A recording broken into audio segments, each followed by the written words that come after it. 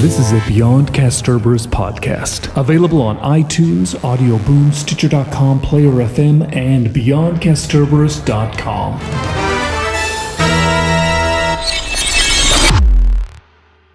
Coaxial. Welcome to Coaxial. I'm Christian Cawley. This is Gareth Kavanagh. Greetings. That's him. And sorry, you caught me by surprise there. I caught you by surprise. We've been talking, but I've caught you by surprise anyway. Yeah. So we're here again for another Coaxial. Thank you to everyone who tuned in, downloaded our original, our prime edition. That's our maiden podcast. I think it's exactly the term I'm trying to scramble for there. Our maiden podcast. When we were talking about BBC's recent classic sitcom season. So we've had some nice feedback about that. So thank you very much to all of you who've listened and everyone who got in touch to tell us how much they liked it. And thanks to all of you who didn't like it, who didn't bother to get in touch. That's also appreciated. This time we're looking at ITV no, we're not. I don't know what I'm talking about. What are we talking about, Gareth? I've forgotten. We are talking about classic Coronation Street, classic Emmerdale, how it's evolved over the years. Yes. I believe that was how you sold it to me. That was how I sold it, yes. Yeah. Well, because we love our classic Coronation Street. Yeah, well, they've both evolved considerably over the years. They have. So like Coronation Street, I mean, even in so many ways, I mean, it's just visually, Coronation Street's gone through a number of sets from the 1960s, hasn't it? From the time where I think they only had one set per week or per episode or whatever. Yeah, I mean, the street wasn't external. I mean, the street starts out as an interior set with the pavement lines chalked on the studio floor. And if you look at it, there's not even a curb going down to the road. It's just magically drawn. It's like it's a bit like Mary Poppins and the pavement drawings. But yeah, I mean, gradually it evolves. Then you have a bit of an outdoor set, and you have a little bit more of an outdoor set, but no backs on the houses. So if in the early 70s you see Hilda hanging out of her first floor window screaming at Stan Ogden, she's on a ladder. Good Lord. She scampered up a ladder and popped through the window. And then we get our own set proper in 1984, which is the one that they were on until for 30 years. Right. Before moving to Salford. So yeah, it's definitely evolved. Not much in the way of location, although occasionally a bit of location, but the look has definitely moved through the decades. Similarly, Emmerdale started off in a little village called Arncliffe, and then it moved to Esholt for 22 years, and then latterly, since 1997, it's been a purpose-built village set on the Harewood estate near Leeds. That's right. Now, I remember it being at Esholt because it used to be when we had our hotel in Llandudno, me and my family. You know, the coach trips, the old dears used to go out there on a day trip. Right. And because it was an actual village, it had an actual working wool pack that you could go in for a pint. Mm-hmm. So it was quite a thing, actually. When you go around it now, you can't go in the wool pack for a pint. So maybe the old one was better. I think it looked more like a village. It did. What you have now looks more like I'll tell you what it really reminds me of is Wynyard. The Wynyard estate up here on Teesside. Oh, this is where Keegan lives, isn't it? Yeah, loads of the footballers or the football managers with North East connections live there, yeah. That's right, yeah. It looks like Emmerdale. I can see Kev down the wool pack. I tell you what, there's a fantastic... Don't you go near them dingles. They're rough. They're rough, I tell you, rough. There was a day about 20 years ago when Kevin Keegan, shortly after he took the Newcastle United job and he went out for the day, probably a bit more than 20 years now, and he went to Gisborough, nearby Gisborough, which isn't far from here, and there's a well-known independent bookshop there called, as you'll be unsurprised to learn, called the Gisborough Bookshop. And I had phone calls from about half a dozen people telling me they'd just seen Kevin Keegan in the Gisborough Bookshop. Well, he's a brilliant bloke. I did a bit of work for him, gosh, back in 2000. So we met him, and it was extraordinary. It really was. Um, he had this. He was England manager at the time. Hmm. Well, actually, when we started the work, he was England Oh, manager. right, When we okay. finished, he wasn't. And I remember we had a meeting, and we went in, and I didn't really know what to say. And he said, "Yeah, don't say it. It's been a very stressful few weeks, but it's over now." And and he had this like secret research laboratory, almost like a Bond villain. There's like Keegan was like this brilliant Bond villain, and he was developing the technology for what went into Soccer Circus.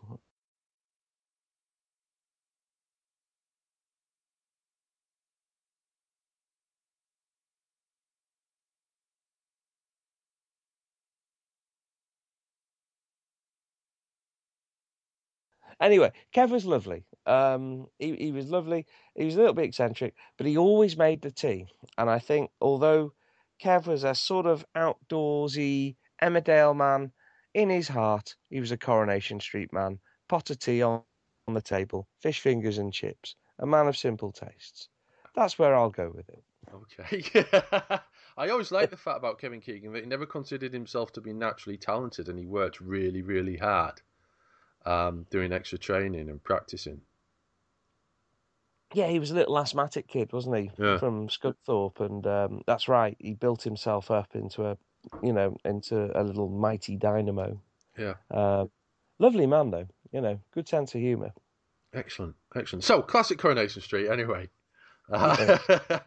Now, you're a bit of a fan of the old episodes of Coronation Street that they Oh, used to play. very Do they still much. play them on ITV3 or? I know it was Granada Plus back in the day, wasn't It it? was Granada Plus back then, and actually there was a wonderful person on YouTube who called a user called Auntie Corrie, who very helpfully loaded all of the episodes of Coronation Street from 1976 onwards in production order. I think they've gone now, but it meant that you could literally just look one. If you remembered one, let's say you remembered Annie Walker with her monogrammed carpet, you'd look it up on Corripedia, you'd get the date, and then you could just search Auntie Corrie and it was there. Oh, it was joyous. Sorry, can I just stop you there? Did you say Corripedia? Yeah, there's a Corripedia. Is it Corripedia? Hey, Excellent. listen, Corripedia is a serious source of academic study. Yeah, you can basically search every episode. Every single episode has a synopsis and a cast list and a crew list. You can search by writer, by member of crew, by artiste. There's year summaries. Oh, it's a serious piece of scholarship, is Corripedia. Hmm, interesting. I Now, reckon. these old episodes of Coronation Street, they're very, particularly the '70s ones. I mean, I started watching Coronation Street. Well, like Doctor Who, I don't know when I started watching Coronation Street because it was always just on. You don't remember a time before Coronation Street. Exactly, pretty much so, yeah. Yeah. BCS, we would have to call that. Yeah. So It's things, if you think back, you've got all the fashions, you've got the rare sort of filmed exterior inserts that would appear of often Hilda Ogden having a fight with that, shouting at Elsie Tanner or some other person, or Stan, or telling Stan what to do, or whatever. yeah. In those, and then you'd have the internals, which are very sort of '70s, very brown decor, but also a lot smaller than they are now. But people did live in little houses Yeah, back then. yeah. It was authentic. One of the problems I had, as I said last week, with the Deaf Dillers Park um, sitcom recreation, is that Alf Garnett and his family were living in what looked like a Regency mansion. It was that big. It needed the smallness of the front room, the simple table, the two chairs, the bottle of brown sauce, and Hilda's Muriel. That's it. That's all you need. I did love Hilda's Muriel. There's a brilliant scene where she's that pleased. She shows to show it off. She brings Annie Walker, landlady of the Rovers, round to see it, and she goes, "Oh, what do you think of me Muriel, Mrs. Walker?" And she goes, "Oh, do you know, dear? it's that vivid. I don't think I can take it any longer. Do you mind if I turn my chair around for the rest of the conversation? She was brilliant, wasn't she, Annie Walker? Annie Walker is fantastic. We were chatting about her the other day. There's some great episodes. Back in 2013, when I was still at my old little pub, we did another set of live Coronation Streets, where we took an old episode, couple of episodes, and recreated them in the ground floor of the pub. And the ones we picked were Annie's Magic Carpet, as we called it, where she has this monogrammed carpet delivered, specially monogrammed, with interlocking AWs throughout. And it's the pride of her parlour. And she's that pleased, she invites all of the Lady Victular societies, so all these other bitchy landladies pop round for a small glass of sherry to marvel at the carpet. And 5 minutes before they're all due to arrive, Bet and Hilda let it tumble that this magic AW carpet is in fact an offcut from the Alhambra Weatherfield bingo hall. Yes, bingo carpet in my house. Oh, well, we thought you knew, Mrs. Walker. Give me credit for a little taste, Elizabeth, and all. And then you've got this cringy 5 minutes where you're just gnawing your fingernails, where all these evil posh women are in, looking at this carpet. And she goes, "Oh, they're looking at it, dear. I think they've tumbled." Oh, no, I don't think so. Oh, they have. Look, they're chuckling. Oh, my word, I shall never show my face ever again at the Guildhall. And this goes on in this vein several times. There's a similar one where she's conned into buying what she believes is an art masterpiece, but it's actually a painting that Stan Ogden's done, because on the back of it is Hilda's written, "Your tea is in the oven, have gone to bingo." So it's basically this vain woman, and this just goes on, and this is Coronation Street in the late 70s, I believe. It's the prototype Only Fools and Horses. It's pretty much Fools and Horses done from the north, and that for me is the show at its zenith. Mm-hmm. It never gets better than that. I do recall as a child my mum laughing at Coronation Street quite often. Oh, it was just so funny. I remember I met John Stevenson once, who was one of the legendary writers of the 70s, and he said, well, he and I just showed an episode, because we had him for a talk, of Stan, Hilda and Eddie on the tip, because Hilda's put all of her best linen in a bin bag, and Stan's put it out with the rubbish. So Hilda's best linen has gone to the tip. So they're going through all these bags on the tip, inglorious external 16mm location. Yeah. So they're going through everything on the tip, and Hilda's calling them for everything, and then at one part, Stan goes, "What are you moaning about, woman? I've only just found them." And she goes, "Oh, Stan. Oh, you're marvellous, Stan. Oh, I forgive everything, Stan." And he goes, "Huh? April Fool." And then the Hilda explosion is fantastic. It is. And I said this to John, and he said, well, basically, these writers knew their characters, and they knew the North, and John was an ex-journalist, so he'd covered all of these communities all across the North in his work with the Daily Express before he became a writer. So he knew these very pompous civic types. So he said he always loved writing for Hilda, not for Hilda. He loved writing for Hilda. He loved writing for Audrey and Alf, if you remember that. Yeah, because he was a mayor, wasn't he? He was the mayor. Councillor. Yeah, he was definitely Councillor Roberts. Yeah. And he said, I love them because I quickly boiled down how I was going to make that work dramatically, is that Alf was tight and Audrey spent every penny he had. So they were constantly in conflict. And he just worked out the dynamic of these little characters, and he kind of did it a little bit with Bet Lynch and Alec Gilroy, where he went, Alec was tight, Bet was spendthrift. Alec was sneaky, Bet came at you from the front if she was coming for you. And I think he understood character, and I think all of the writers that era understood character, and that's why we ended up with a very rich brew. Who were your favourite characters in Corrie? Ooh, interesting question. Oh, I think Reg Oldsworth. Oh, I liked Reg. Hello, Uh, Rita. yeah. Jack Duckworth, even. Oh, Um, well, Jack's brilliant. Yeah, yeah. Um, and Hilda. yeah, we love Always, Hilda. always enjoyed Hilda. Um, I kind of like Norris actually. Oh, Norris is very popular character, very important character, Yeah. Norris. Oh, and who can forget Blanche as well? Oh, Blanche was something very special. Some of the quality of the writing she got, the she was your classic.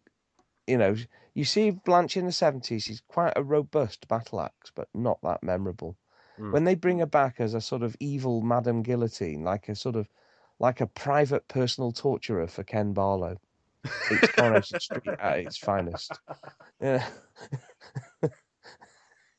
some of the some of the lines, some of the situations. Um, the one where Blanche comes back from the pub after a few too many sherries and dishes it all out honestly to a horrified Barlow household. It's absolutely brilliant. Oh, oh dear. Put that up in the show notes. That clip's up there. It's famous. Just type in Blanche Hunt drunk into YouTube. It'll be there. I will include that one. Not a Uh, problem. Not a problem.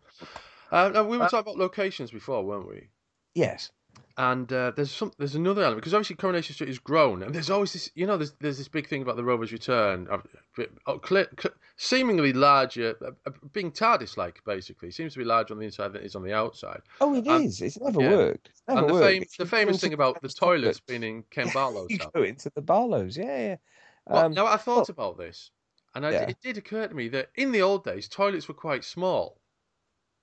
yeah. So it is possible that the toilets in the Rovers Return was basically a wall to piss against through a door, and then that was it. What, you just pissing into Ken Barlow's living room? Into a drain, maybe Um, a very or thin wall. or there's a possibility, as I've seen, I tell you what it could be. They might not be as wrong as you think. There's a possibility because there's a pub here in Manchester called the oh God, I've forgotten it now. It's not the Pebble of the Peak. It is the Little Grey Horse, and that's an ancient sort of two up, two down on Portland Street.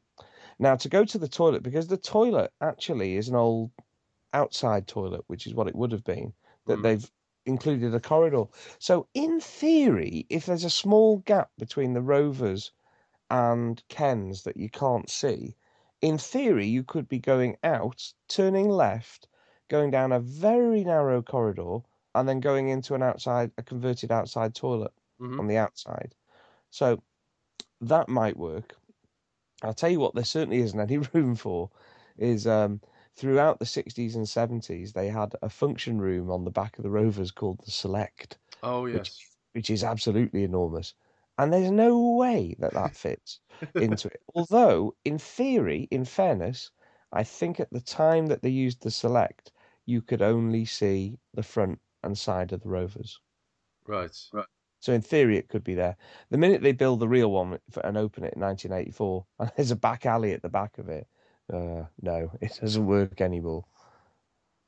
Yeah, I'd always imagined it was upstairs, but of course they live upstairs, so it couldn't have been upstairs. Do you Live remember that upstairs. episode where the stairs have been taken out?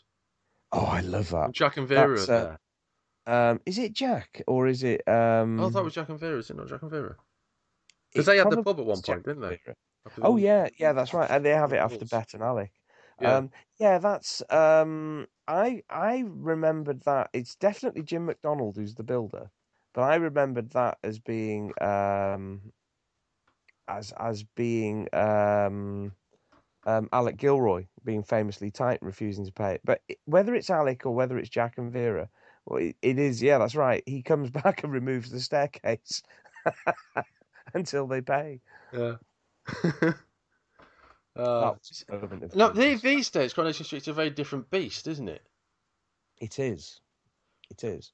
It's there's Well, I mean, it's quite unrecognisable in many ways. But then at the same time, you do have those little amusing moments and amusing characters like Norris, for instance.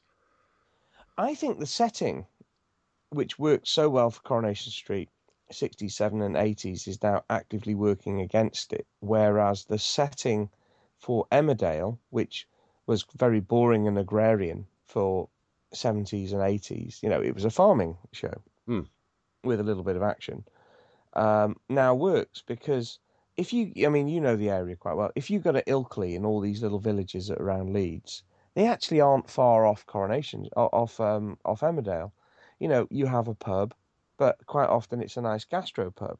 You have a Yeah. little shop, you have all those things, but you have this fantastic mix of incredibly wealthy, posh people living cheap by jowl with people who've lived there for years and years and people who still work the land and are a bit more rough and ready and don't drive Porsches, but drive battered old Land Rovers. Yeah. So, in a strange way, society has worked for Emmerdale and let it organically open up new dramatic possibilities in a way that makes it feel authentic.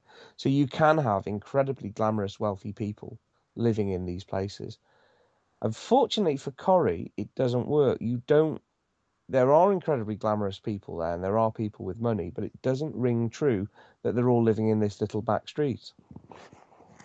And I think that's the problem. And old Coronation Street got round it by not having those sort of people. Or if there were people like that with money, like, say, Mike Baldwin, well, they lived on the quays, but they had their factory in the street. Yeah.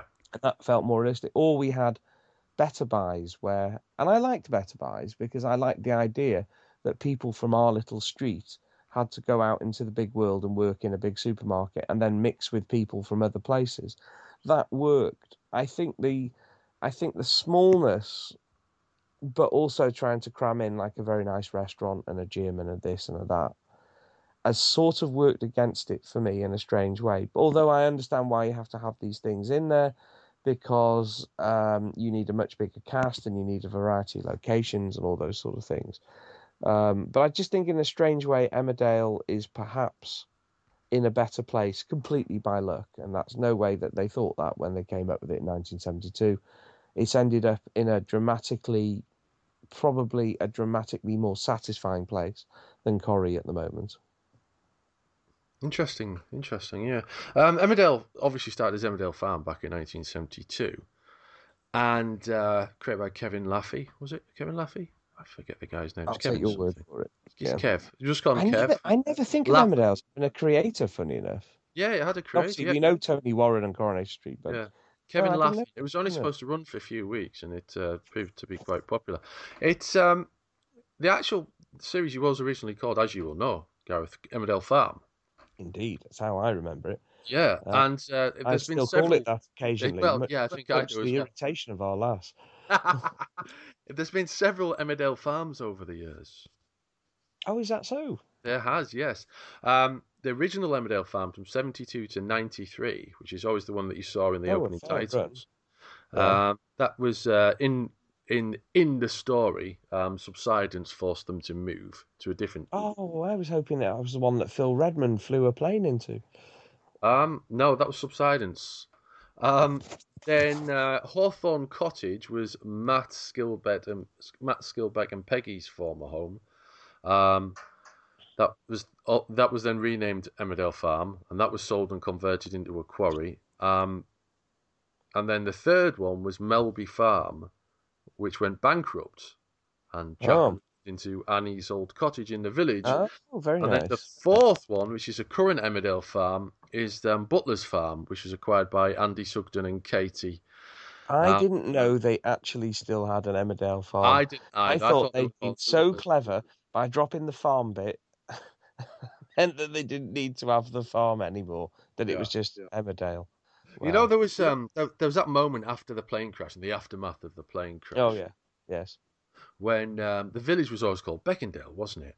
And then for some reason they decided to rename it Emmerdale for no real reason other than that it made sense for viewers. We're dropping the farm bit. We've just just killed all the carrot crunchers. It does seem in dubious taste now. I think about it, dropping an entire passenger plane on a village. It's one of the more radical tools of reinvention used in modern soap. um, and didn't our beloved Fraser Hines cop it in that one? No, I think he died overseas. I don't think his death has actually been seen. There's a. I'm pretty sure there's scope for a Kathy Beale sort type return for Joe Sugden. Oh, he'd love that, wouldn't he? I'm surprised they haven't done it Fraser already. lives over North Yorkshire, doesn't he? He does, I believe. Yeah. Yeah. Oh, that would be fun. Mind you, I suppose you see that Emmerdale did rob us of one of the more interesting things in a way, because it's because Fraser's in Emmerdale that he doesn't come into the Three Doctors. Hmm. That's why Sergeant Benton gets such a big part, because as Bob Baker relayed it to me, he just him and Terence had to rewrite all the lines. So basically, Sergeant Benton's should have been the bloke who goes, "Holy Moses," at the end of whenever it is, part 2, when the blobby things are coming for him. Mm-hmm. And then it would have been the Doctor and Jamie through the black hole.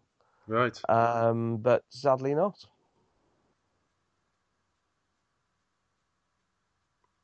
Joe's last appearance was on. Sorry? We've moved around a bit there. I digress. Yeah. His last appearance on Emmerdale, Fraser Hines, was Joe Sugden's last appearance on screen was in. It was in 1993. And then in June 1995, news reached Emmerdale that he had died in a car crash. So Annie Sugden and Amos Brearley returned to the village for his funeral. So if he died in a particularly gruesome car crash, gosh, it could have been the wrong person. You know, they could have been just a lookalike. It could have been someone else who nicked his car. I wonder who Fraser upset. I think he didn't want to go back. I think he was doing something and said they asked him if he'd come back for something. He said, "No, I'm busy doing whatever." I went, "Right, you're dead." Didn't he emigrate at one point? Fraser? Yeah, or am I dreaming that? Maybe I dreamt that. I was thinking he might have emigrated at some point. No, Maybe that's... I was no, I don't think so. I've got a feeling that because he's always had horses and been in the horse business, he's always lived in the sort of North Yorkshire. No, you're probably right. You're probably right. But I could be wrong on this. As I recall it, he said he couldn't go back, so they killed him. Heinzopedia. Is there a Heinzopedia as well? No, but there should be. There should be a Beckingdalepedia as well. Yeah, I'm sure there will be a. I'm sure there will be a Wikipedia, isn't there? So there's a what? There's a Whopedia, I think. Oh, there's. I think, isn't there? Maybe. Yeah. Maybe I've got the name wrong. Anyway, I'm sure there'll be a copious Fraser Hines page in there that will explain if he did emigrate or not. No doubt. Now, the thing about Emmerdale or Beckingdale or Emmerdale Farm, you call Emmerdale Farm, and the various locations, is that in the old days it was kind of slow paced, but then you'd have this sort of like slow paced, relaxed sort of a show, and then you'd have like these moments of like considerable tension. Oh yeah, we watched some scenes of that. Funny enough, and we had Louise Jameson here in Manchester a few months back because it was one of her very first parts was in Emmerdale in I think 72 or 73, and we pulled some clips off. And Louise is Soap's very first murder victim. She's the first person to be murdered in a soap. And she plays this young girl, and it's an episode of incredible tension where for the whole episode she's out on the moors with no one around to help her, and she's being chased by this guy who eventually, after 23 minutes of real nail-biting tension, catches her and kills her. Right. So you're quite right. There were moments of real grit and bloodiness and brutality, and there was a certain coldness to it at times, and there was a sense that these are cold, hard country people at heart that would wring your neck and quietly bury you in a field and never speak of it again. And I think sometimes it captured that in the 70s. Because the countryside is a scary place full of scary people sometimes, for us softies from town. Well, it's certainly cold up there on the moors. Or if you're stranded in the dales, on a crag or on a hillside, on the side of someone's farm, it can get very cold up there. But it is bleak out there. There was another Yeah, go on. there was another death, which was the now I've got to get this right. Jack Sugden's illegitimate son, Jackie, killed himself with a shotgun that got caught around either the gear stick or the brake lever in his Land Rover. Oh, grim. Yeah. Grim. Wow. That's a step above. And I suppose what they have over something like Coronation Street is easy access to firearms in Emmerdale. That's something that Emmerdale has over Coronation Street, and there's easy access to shotguns. It does. The thing is, Coronation Street you don't have Ken Barlow go to the cupboard under the stairs and get out his Remington. Well, give it a nice polish, and storm off to the pub to sort out that that Mike Baldwin wants. Maybe he should have done. Well, do you know, I have a theory as well. If you watch the early 70s, Corrie, which is a weird period, that actually it's a Western, that the whole thing is Western. Right. Well, think about it. You have a street. So you have a street like you would in Tombstone. Yeah. You have the saloon. You got the shop. You got the houses. All the big rows always happen high noon style in the street. You've got Ken Barlow, who's the sheriff. You've got Mike Baldwin, who's the evil man in black. And then you've got all the other characters. All we're missing is an Undertaker. But let's be honest. let's be honest. I think that Alf Roberts more or less used to fulfill that role. Yeah, I'm convinced that you could do Coronation Street as Western. Convinced. What would you call it? Coronation. Population 110. Anyway, we've moved back onto Corrie there. I've stolen the oxygen out of this rich Emmerdale discussion. So let's go back to them. Well, the thing about Emmerdale as well, it has these disasters, whereas Coronation Street has had a couple of disasters over the years, like fires in the pub and train crashes driven by the milkman from Doctor Who. Yeah, 60s train crash. On that one as well, yeah, that's right, yeah. But it also attracts serial killers in a way that Emmerdale doesn't. It did go quite murdery, I think. Yeah, that's true. If there's one criticism I've got of Coronation Street in the last 10 years, is it's gone very murdery. Where are you from? A little town? Me? Yes. Yes. I am as well. I'm from Llandudno, a little town. And I can think of two people who were murdered while I was living there. One was like a pretty horrific murder in a house on New Year's Eve. And that was forever known as the murder house. Ooh. That was just how it worked. Had it been a pub, it would have been the murder pub. I can think of one murder that happened quite recently, in the last year or so, in which more than one person was killed. But that's the only one I can think of in 40 years of living and being alive and living here and knowing people. And none of the people I know have been murdered. I just know that this one occurred.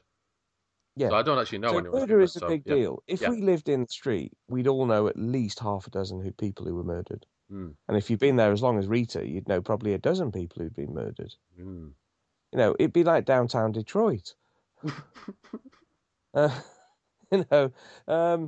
So I think murder as a dramatic tool is really overused, and that would be a good thing if they could get away from that, because there are so many satisfying dramatic possibilities other than murder. And I think, and maybe they are moving away, because there do seem to be less murders now. I think Kylie Platt was murdered about 3-4 months ago, and that actually felt more realistic, because she was stabbed in a row, and that I think is generally how lots of things like this happen.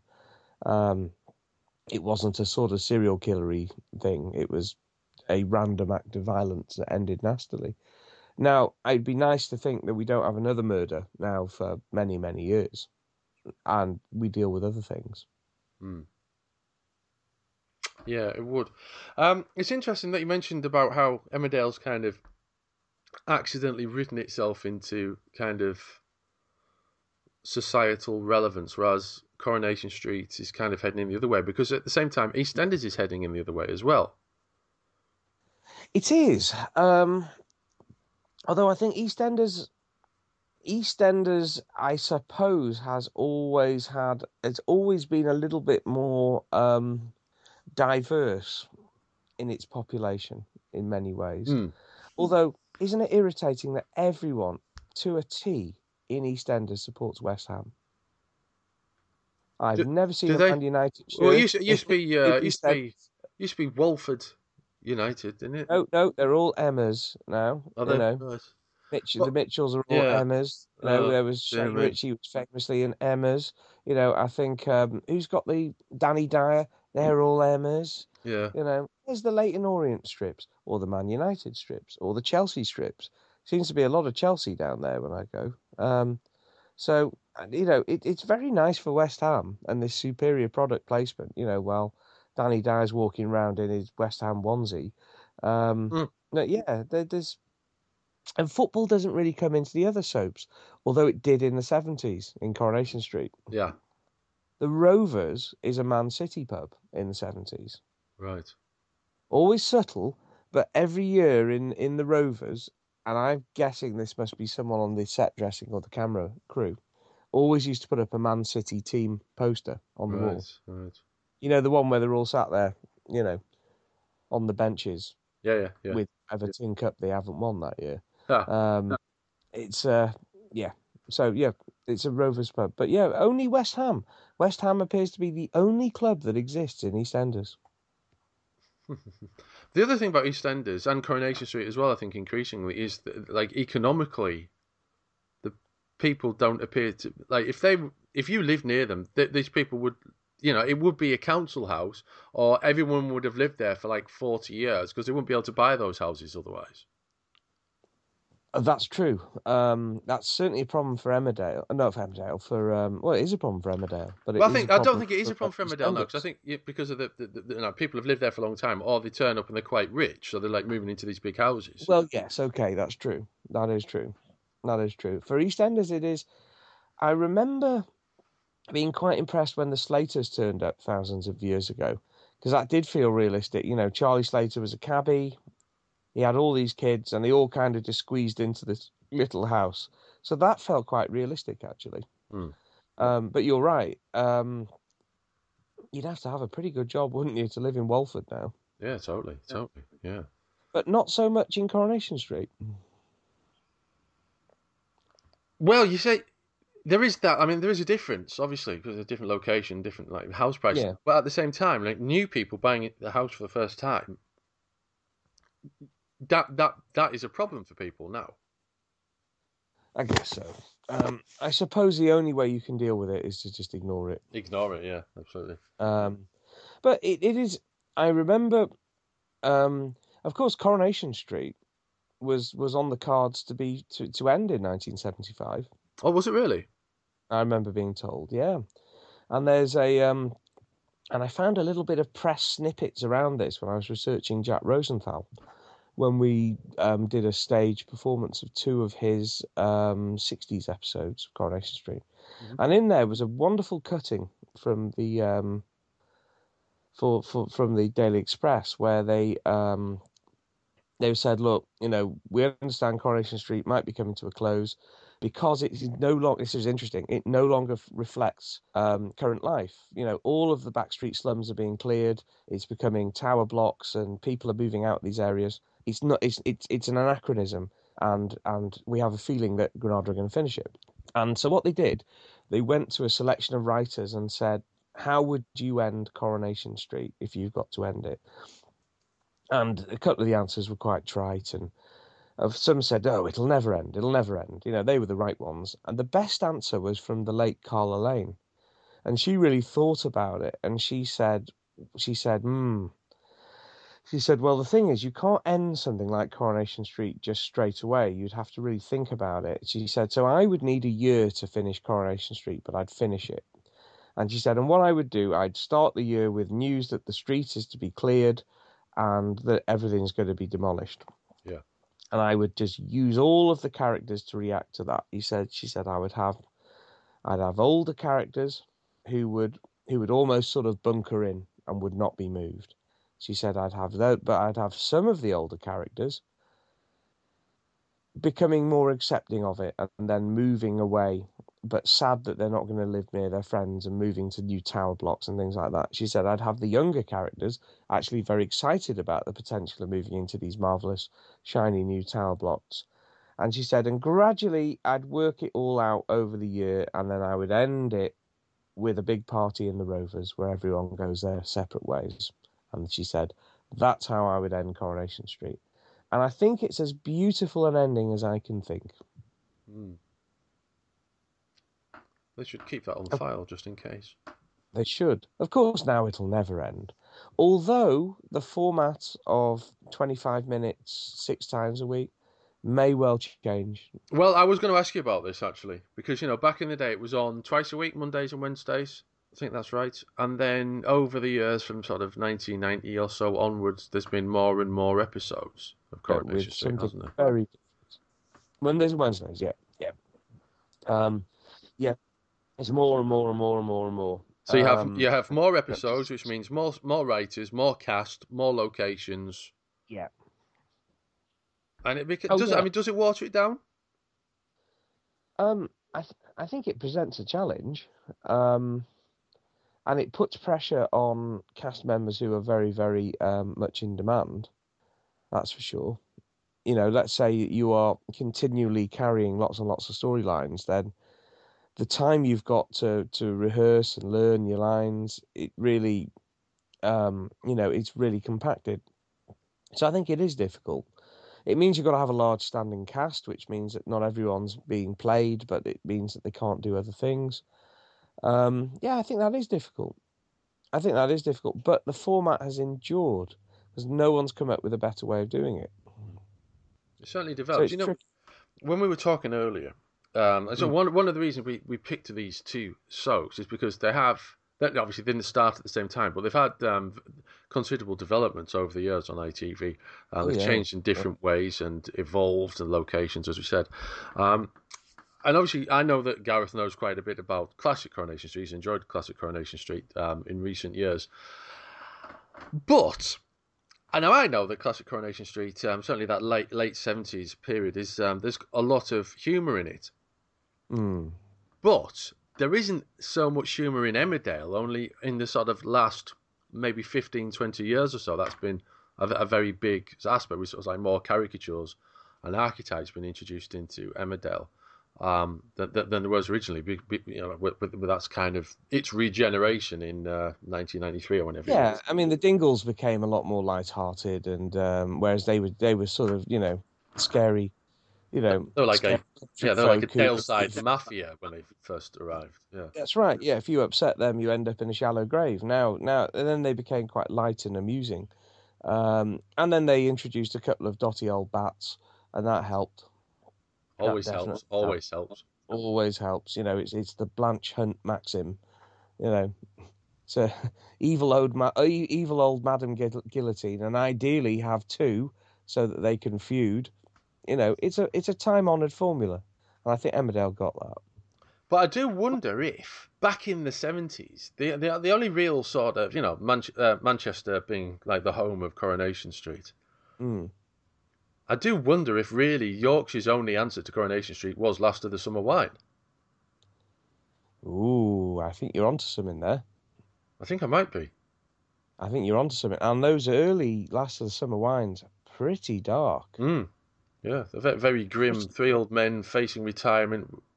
Facing death. Fighting widowed. Boredom, fighting banality. Yeah. And a lot of youth unemployment. And it shows the dark underbelly of life in some of these picture box villages where perhaps there isn't any work. and there's no future and no one can afford a house.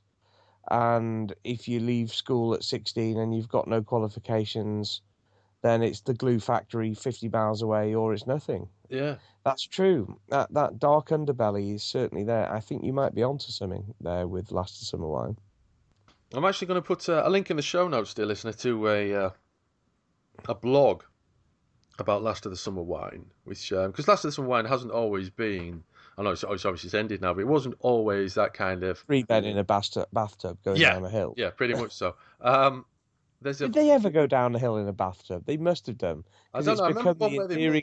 It's become the enduring shorthand for that show. I remember one where they built a submarine for Compo to go in the Beck for some reason. I remember pedal-powered submarine.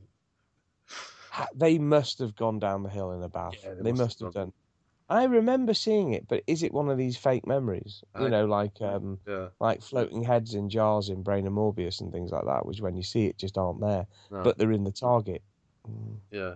I generally don't know whether it's real or not, but the broadcaster and writer Bob Fisher's got a very good blog about watching Last of the Summer Wine from the beginning, and certainly the first sort of 8-10 years or so is very different to what it was and towards its end. So it's a lot grimmer, a lot more socially relevant.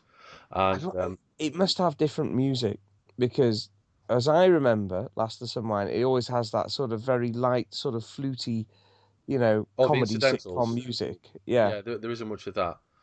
No, you sort of like, there's almost like it'll be Compo does something, he thinks he's got away with it. Then you have a close-up on Nora Batty, then a close-up back on Compo where he's pulling his face, and then there's a, and that appears to be the formula that they ended up with, which it's, it is good for light comedy, not so good for drama. Not so good for drama, no. But I certainly feel it works better in the old days anyway than it did later on. Right. So do we end on a recommendation then, as we do in Your Other Place, the podcast with a K? The podcast with a K. Well, we can. I mean, well, no, actually, what I was going to say, because it's Coaxial and we do talk about TV, and I've got a couple of ideas about which we're going to talk to you about, Gareth, as it were, later. But I did think it might be good if we could have a little sort of because we are talking about just television in general, a sort of what I've been watching this week, sort of a thing. As a regular ending feature. So what have you been watching this week? What have I been watching this week? Well, I've been out and about a lot, so I haven't seen as much telly as I would like. I watched the series finale of Fear the Walking Dead, which has built quite nicely from quite a weak place and a fairly weak cast, actually, with a sort of grindingly earnest pair of teachers towards somewhere quite interesting, actually. And they're all in Mexico now, and they're all in a huge abandoned luxury hotel that they've cleared of zombies, and that just doesn't, at some point in the next series they're going to be either overrun by zombies or overrun by Mexicans with machine guns, or a combination of the two. But for now, that's quite good. So I watched that. What else did I watch when I got back? I've been rewatching The Sopranos Series 1, because when I rewatched it lately, I started at Series 2 because I couldn't find Series 1. I found Series 1 and I've rewatched that, and it's glorious as ever. It's Uncle Junior and Livia for me. They have all of the chemistry. So if, like me, you were prejudiced against The Sopranos, because I foolishly thought, I've seen this before. I've seen Goodfellas. I've seen Casino. I've seen The Godfather Part 3. I don't need this. Don't be so foolish. It's great. Okay. So that's what I've been watching this week. Okay. Now this week, I think, well, I mean, as I was speaking to you before, Gareth, I've been away at the weekend, so I've not had an awful lot of time for television. But what I have been doing is the continuing rewatch. Well, it's not really a rewatch, actually. It's kind of a watch, basically, of NCIS from the beginning. Ooh. Because Channel 5 here in the UK and Channel 5 US and CBS Action, they never put them on in order. Right. when they're playing it, they play maybe. That's a bit rum, isn't it? It's a pain in the backside. They play maybe five because they put so many of them on, right? So maybe you could be watching it from 8 till midnight. It's like watching Doctor Who in the 70s in Nigeria. Oh, it's Jamie. Where's Jamie gone? Oh, hello, Jamie. Oh. Yeah, it's like they might be consecutive episodes, but if you don't have the time to watch 4 hours of TV in one sitting, or if you do, but you're going to watch it in a different way, you maybe just have time to, or you don't even know that they're playing for because they change the schedules that often. You don't know how many they're playing on a go. You end up dipping in and out of it. So what we decided to do was watch it from the beginning. And we're currently at episode 16 in the first series. It's interesting how quickly it crystallises the characterizations. The long-running shows, they can change over time quite considerably. But with NCIS, you've obviously got the fantastic David McCallum, who's 83. Never. Yeah. I suppose it was a while ago. Man from U.N.C.L.E. was a fair lick ago. He was in his 30s then, yeah. But there's a great line in one of the first series episodes where what did Dr. Mallard look like when he was younger? And Gibbs, Mark Harmon's character, the leader of the NCIS team, says he looked like Ilya Kuryakin. Which is a great line. That's a great line, yeah. So we're watching that from the beginning. So yeah, you've got Gibbs as this kind of very,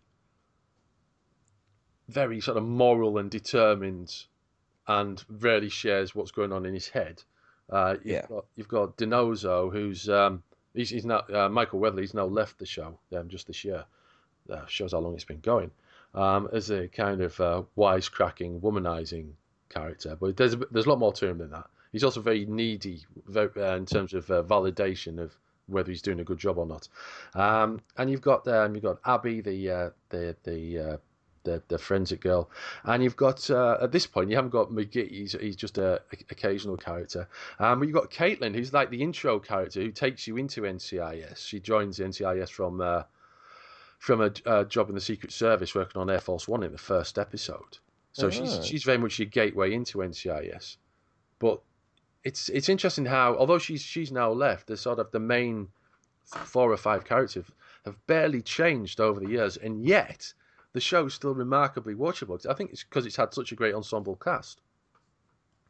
Oh yeah, for sure. I mean, it's a great success story, isn't it?